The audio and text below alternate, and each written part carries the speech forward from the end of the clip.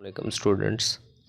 आज का हमारा दूसरा लेक्चर है जी रिएक्शन काइनेटिक्स का। इससे पहले मैंने आपको introduction, rate of reaction, mechanism वगैरह से जो बेसिक चीज़ें इन्वॉल्व होती हैं रिएक्शन काइनेटिक्स में, केमिकल काइनेटिक्स में, मैंने आपको पढ़ा दी हैं। अब नेक्स्ट जो हमारा टॉपिक है वो इंस्टेंटेनियस रेट का है। Instantaneous rate of reaction. Instantaneous, instant कहते हैं एक लम्हे को, ठीक है। The rate of reaction at any particular instant, यानी एक पार्टिकुलर इंस्टेंट पे जो रेट होगा उसे हम क्या बोलेंगे? Instantaneous rate. इंस्टेंटेनियस रेट क्या बोलेंगे? Instantaneous rate. अब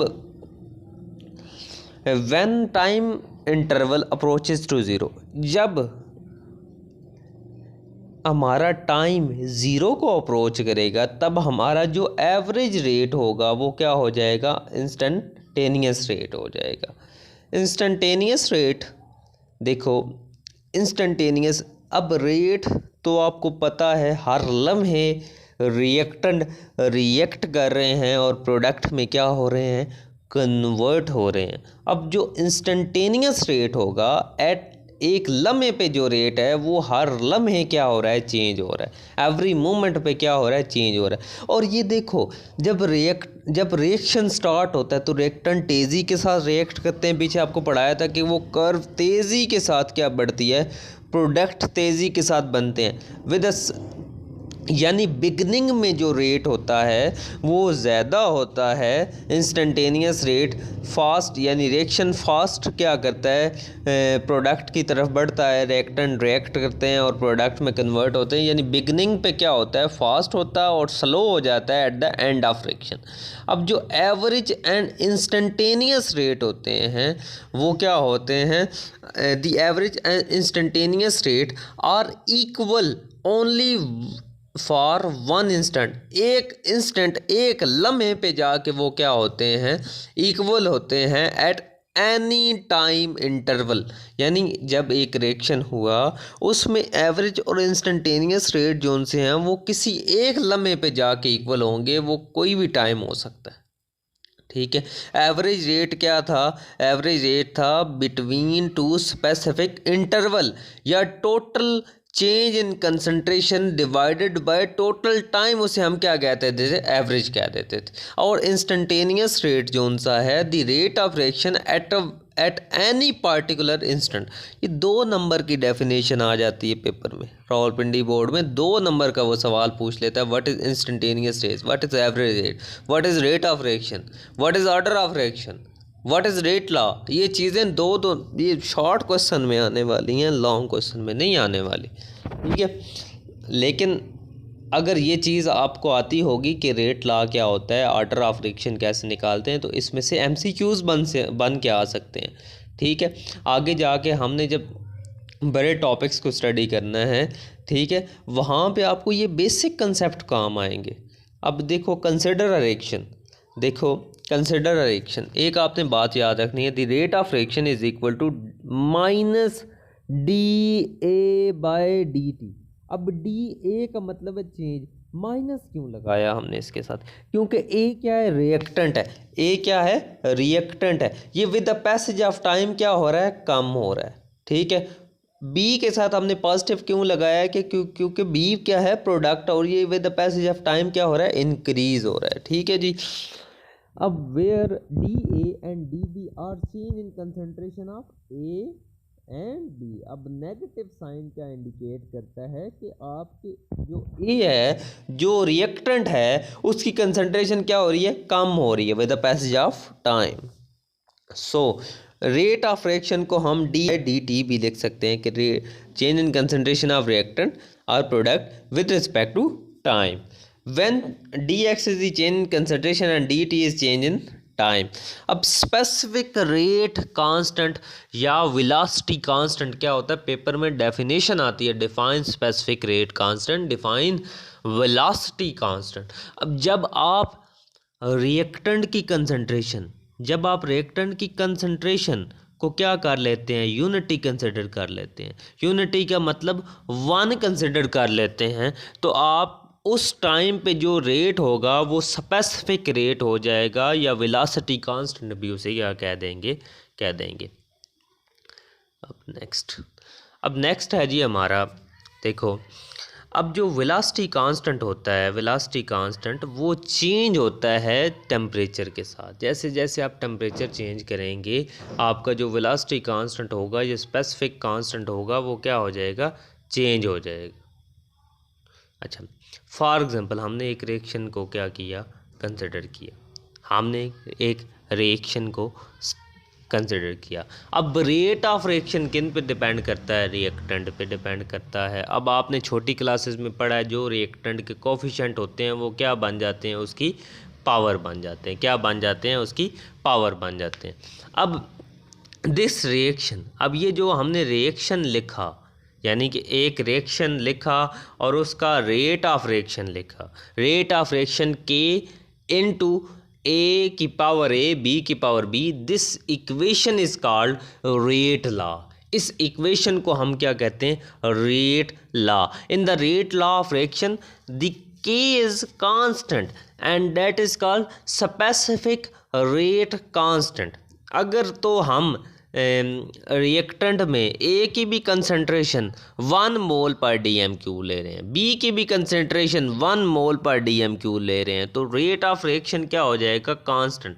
अगर रेट ऑफ रिएक्शन कांस्टेंट हो गया है तो उसे हम क्या बोल देंगे, स्पेसिफिक रेट कांस्टेंट या वेलोसिटी कांस्टेंट बोल देंगे। अब नेक्स्ट देखो, अब हमारा रेट ऑफ रिएक्शन तो हो गया कांस्टेंट, तो उसे हम स्पेसिफिक रेट कांस्टेंट। अब ऑर्डर ऑफ रिएक्शन, अब देखो ऑर्डर ऑफ रिएक्शन क्या कहता है, the number of reacting molecule whose concentration change. अब जो मॉलिक्यूल रिएक्ट कर रहे हैं जिनकी कंसंट्रेशन चेंज हो रही है has a result of chemical change, उसे हम क्या बोल देंगे, ऑर्डर ऑफ रिएक्शन। ये sum of exponent of order, sum of all the exponent to which the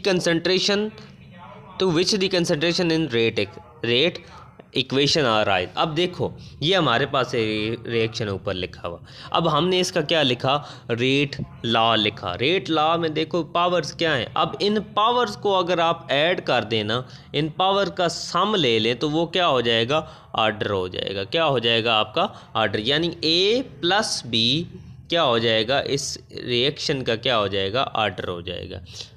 यानी इस रिएक्शन का A प्लस बी जो ऊपर इसकी पावर्स हैं, रिएक्टेंट की जो पावर रेज्ड हुई हुई हैं, इनको अगर सम ले लें इनका, तो वो क्या हो जाएगा, इनका ऑर्डर हो जाएगा। अब ये जो ऑर्डर ऑफ रिएक्शन है ना, ये हम किसी भी देखो बैलेंस्ड केमिकल इक्वेशन से नहीं निकाल सकते, ठीक है। वो ये बता रहा है कि order of reaction is not प्रोडक्टेड from the reaction. अब देखो हमने एक रिएक्शन कंसिडर कर लिया, उसका हमने रेट ऑफ रिएक्शन लिख लिया। जब हम रेट ऑफ रिएक्शन लिख लेंगे तो इसकी जो पावर्स होंगी, यानी छोटा ए और ये जो पावर्स हैं इसकी, तो ये जो सम, इन पावर्स का अगर सम ले तो वो ऑर्डर ऑफ रिएक्शन।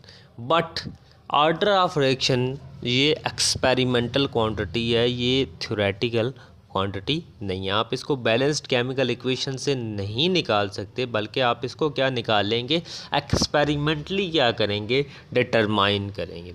अब केमिकल रिएक्शन में भी ज़ीरो ऑर्डर भी हो सकता है, फर्स्ट ऑर्डर भी हो सकता है, सेकंड ऑर्डर भी हो सकता है और थर्ड ऑर्डर। अब कुछ एग्जांपल्स हैं, कुछ ऑर्डर ऑफ रिएक्शन की क्या है एग्जांपल। अब वही बात आ गई जो मैं आपको बता रहा था कि रिएक्शन को हम देखें और उसका रेट लॉ लिखें थ्योरेटिकली, तो वो सेकंड ऑर्डर बन रहा होता है, लेकिन एक्सपेरिमेंटली वो क्या होता है, फर्स्ट ऑर्डर। इसलिए ऑर्डर ऑफ रिएक्शन जो उनसा है ये थ्योरेटिकल क्वांटिटी है, थ्योरेटिकल क्वांटिटी नहीं है बल्कि एक्सपेरिमेंटल क्वांटिटी। अब देखो पहला रिएक्शन देखो, अब यहाँ पे अगर आप ऑर्डर ऑफ रिएक्शन लिखें तो रेट इज इक्वल टू के इंटू N2O5 की पावर क्या बनती है 2। अब पावर के हिसाब से देखें तो ये सेकंड ऑर्डर, लेकिन एक्चुअली ये फर्स्ट ऑर्डर रिएक्शन, ठीक है।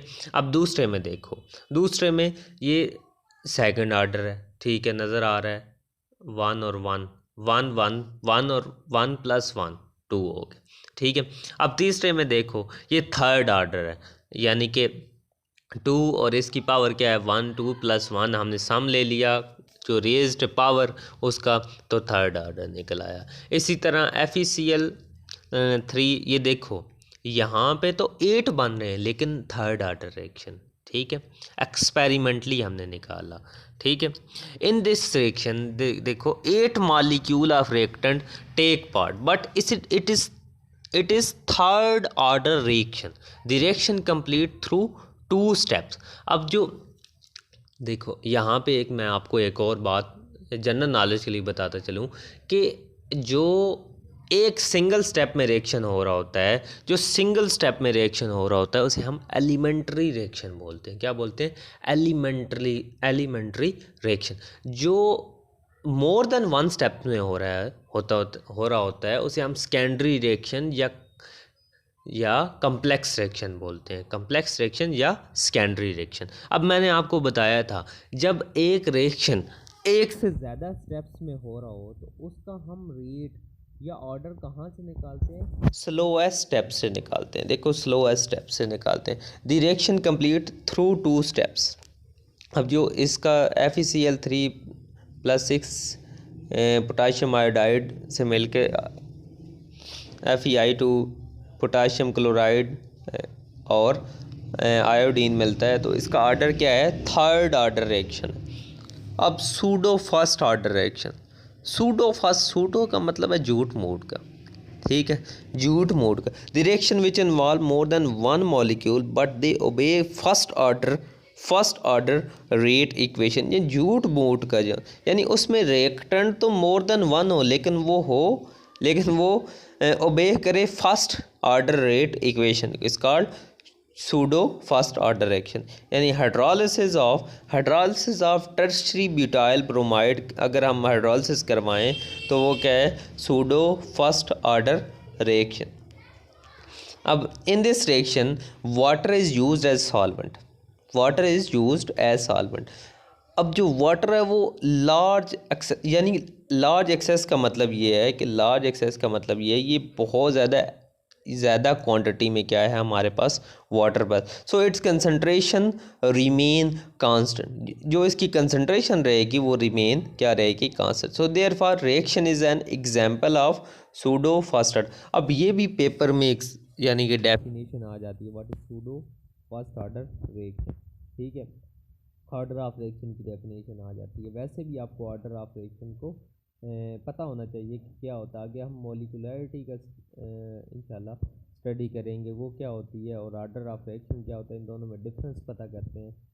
डेफिनेशन अब तक जो 2 लेक्चर हुए हैं इनमें डेफिनेशन मस्ट, पेपर में मस्ट आती है डेफिनेशन और बेसिक कॉन्सेप्ट चैप्टर को समझने के लिए, MCQ को सॉल्व करने के लिए। Thank you.